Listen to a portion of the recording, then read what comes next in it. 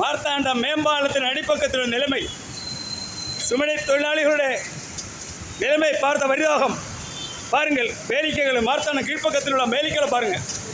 சாலையிட நிலவாரது பாருங்கள். 14 கோடி ரூபாய் எங்கே இந்த சாலையை போடுவதற்கு நிதி உதவி ஒதுக்கப்பட்ட 14 கோடி.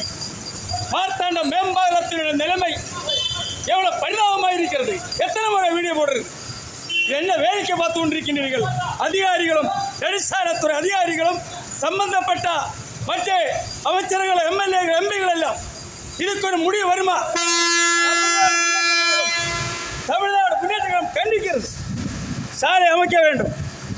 சாலை அமைக்காவிட்டால் சாலையில் படுத்து போராட்டம். அதுக்கு எந்த மாற்றமும் கிடையாது. வியாபாரிகள், பொதுமக்கள், வாகன ஓட்டுநர்கள், கல்லூரி மாணவ மாணவிகள் எல்லாம் எவ்வளவு அவதிப்படுகிறது. கலெக்டர் முதல் வேடிக்கை பார்த்து கொண்டிருக்கின்றீர்கள். ஆகையால் சாலையை போட வேண்டும் என்று கேட்டு பேட்டி முடிக்கிறேன்.